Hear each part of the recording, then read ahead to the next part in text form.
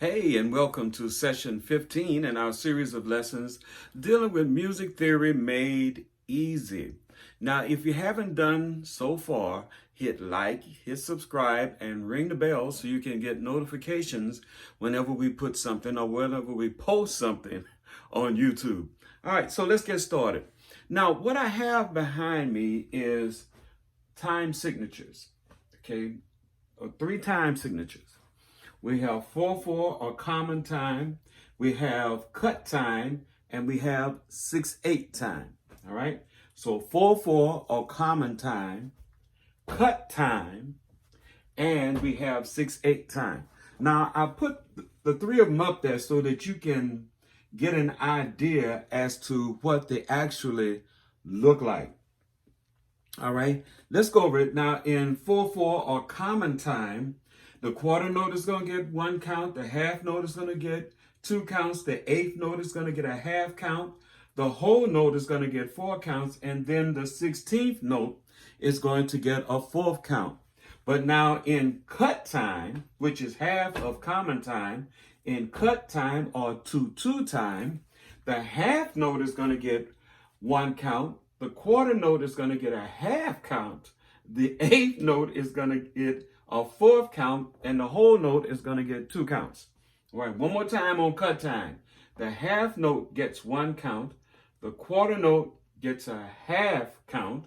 The eighth note gets 1/4 count, and then the whole note gets 2 counts. That's in cut time.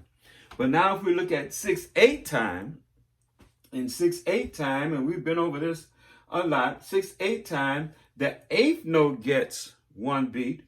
The quarter note gets 2 beats, the half note gets 4 beats, and then the dotted half gets 6 beats.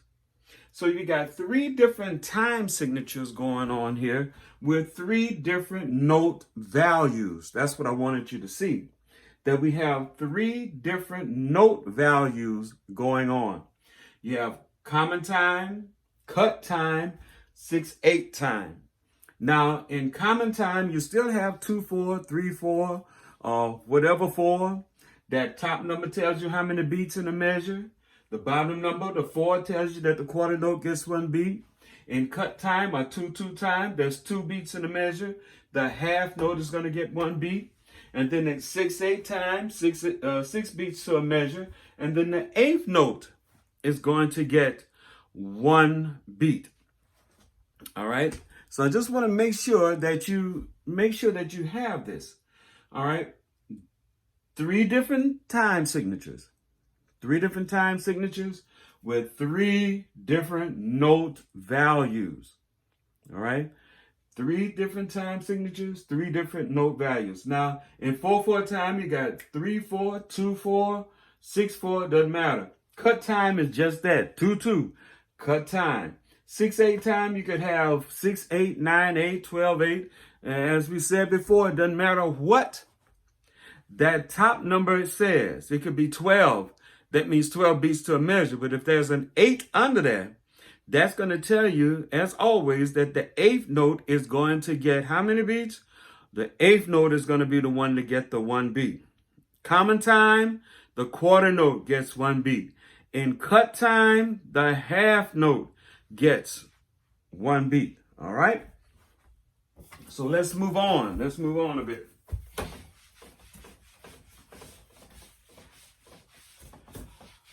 All right. What I want to do is go into a little bit more of the triplets. Okay. Just give you an idea of the triplets. We'll have to deal with that a little bit more. But remember, we've said the triplet would be like this.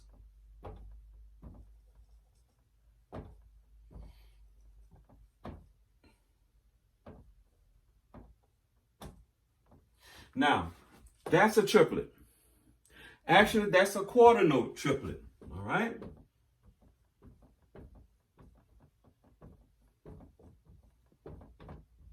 All right, that's a quarter note triplet. Now, this is an eighth note triplet.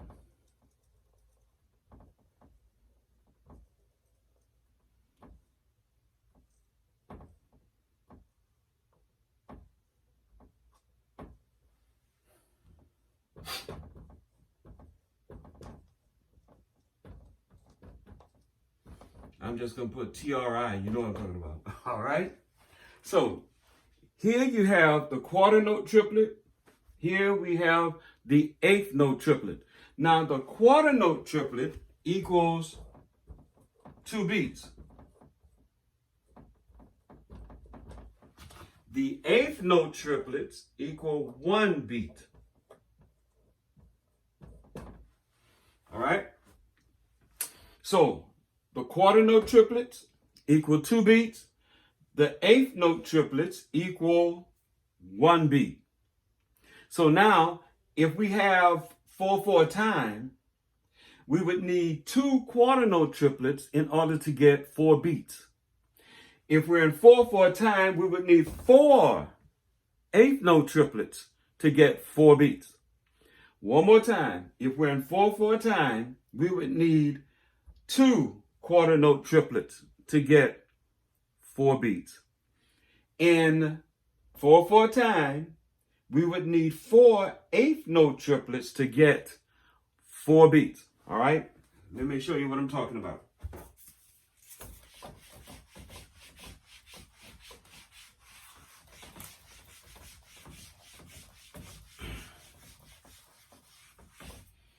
All right, we're going to be in 4/4 time, common time.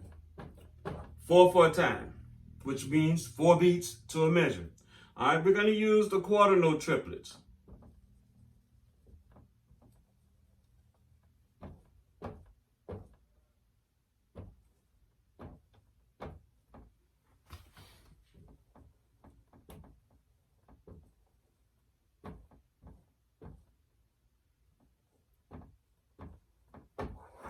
All right. So that's what it would look like in 4/4 time, because each one of these sets of triplets gets 2 beats. So 2 plus 2 will give us 4 beats in that measure.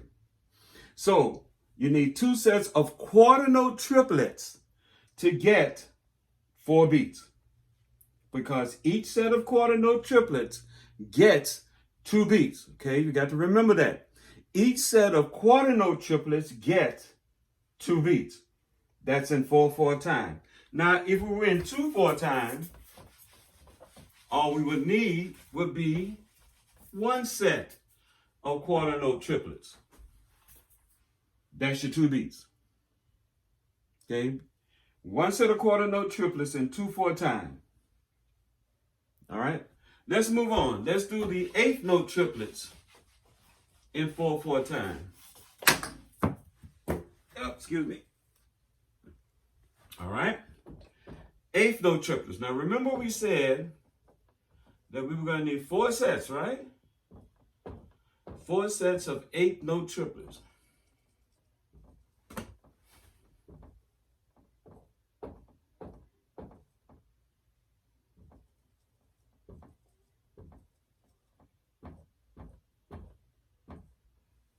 Let me erase this line, because I'm going to need more room. All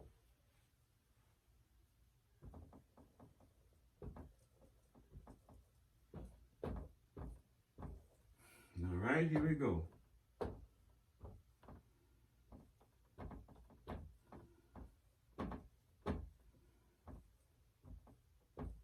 All right, now 4 sets of eighth note triplets will give you 4/4 time. Because why? Because each set will give you 1 beat. Each set gives you 1 beat. So if each set gives you 1 beat, then you have 4 beats. When you have 4 sets, you have 4 beats in that measure. And that's going to give you 4 counts, all right? Now, always remember, it's a triplet when you see the 3 in brackets. Whether it's a quarter note triplet or an eighth note triplet, it's only a triplet if you see the 3 in brackets, okay? If you don't see the 3 in brackets, those are not triplets, okay? But if you see the 3 in brackets are like I have here, then it is triplets, okay? All right. Let's move on. Now, the same thing applies. The same thing would apply even in cut time. In cut time, there's 2 beats in a measure. So if you have quarter note triplets, all you would need would be 1 set of quarter note triplets in cut time. All right, just 1 set, because that's 2 beats. All right, if you have eighth note triplets, okay, it's going to be the same process. Okay, the same process. So go and research triplets. Go and research triplets.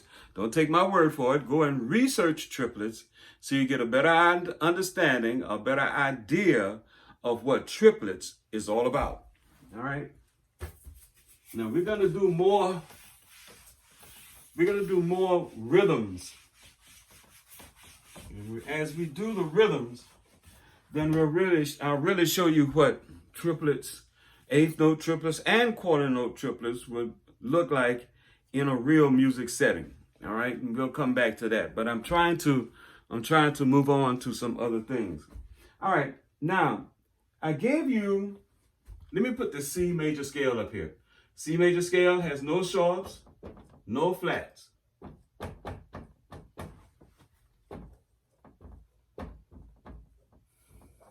Now, I gave you the number system. Okay, I gave you the number system. The number system is C is 1, D is 2, E is 3, F is 4, G is 5, A is 6, B is 7, back to the 1, which is C. But now we're going to do something called whole step, half step. Whole step, half step. Now, I'm working on getting a keyboard to put across here so I can actually show you what I'm talking about. But I want to get you started with this. All right? So here we go. From C to D is a whole step. From D to E is a whole step. But from E to F is a half step. Let me write that better.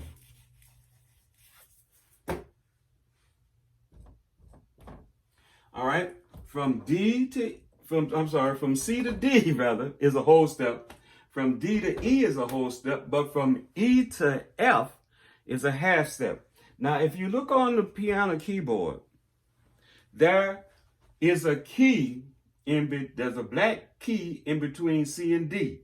There's a black key between D and E, I'm sorry, but there is no black key between E and F. One more time. There's a black key between C and D. There's a black key between D and E, but there is no black key between E and F.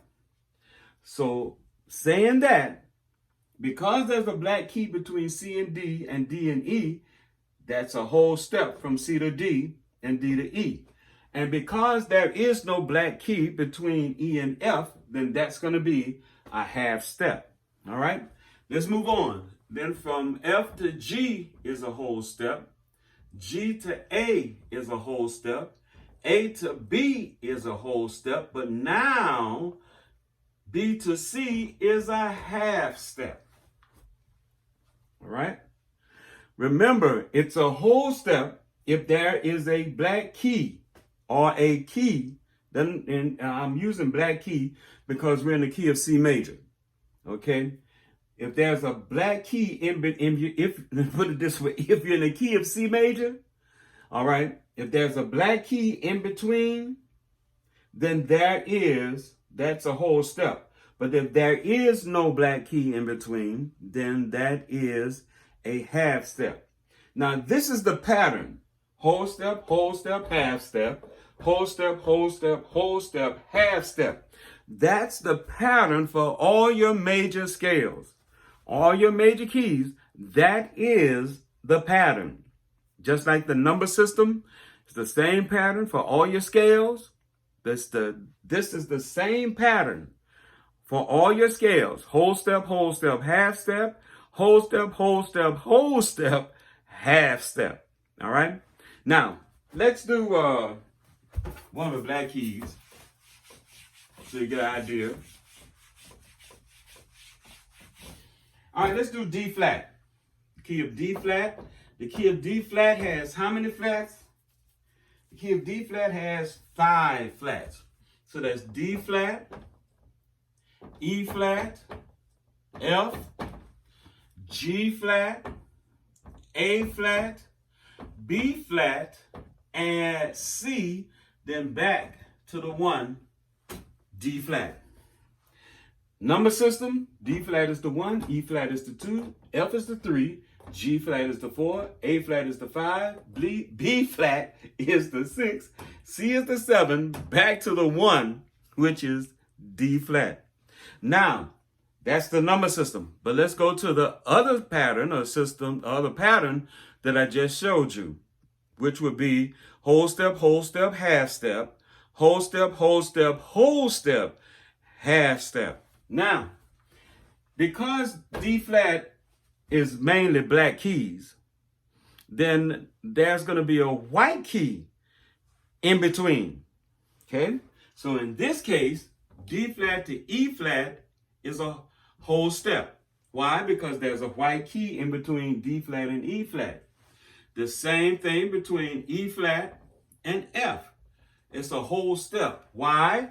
Because there is a white key between E flat and F. But now when you get to F to G flat, that's a half step, because there is no key in between, or there is no note in between F and G flat. Okay? Remember, we're talking about F and G flat. There is no note in between F and G flat, so that makes it a half step. But now G flat to A flat is a whole step. Why? There's a note in between. A flat to B flat is a whole step. Why? Note in between. B flat to C is a whole step. Why? There's a note in between. But C to D flat is a half step. There's no note in between. You have the same pattern going on. Whole step, half step. Whole step, whole step, whole step, half step. All right? All right, we're going to stop there for this session. And what I'm doing is I'm going back over my notes, and I'm showing, I saw where I skipped a few things. So therefore, we're going back, get those things that we skipped, and then we're going to move on a bit higher. All right? So we're going to go back over what we did today. We're not going to really go back over the note values in common time, cut time, and 6/8 time. We're not going to really worry about that at this point, because there are some other things that I need to show you with regards to those times. I need to show you how they look on the staff. And then I need to show you what I missed on my looking at my notes, was showing you how the key signatures are on the staff. I kind of overjumped myself. So we're going back, do those things that we had not done yet. That's a part of other things that we did, if you understood what I just said. Okay? So I'll see you next time. I'll see you in session 16. All right? See you in section 16. And as always, send in your comments, send in your questions to musicmadeeasy2020@gmail.com. That's musicmadeeasy2020@gmail.com. I'll see you in session 16.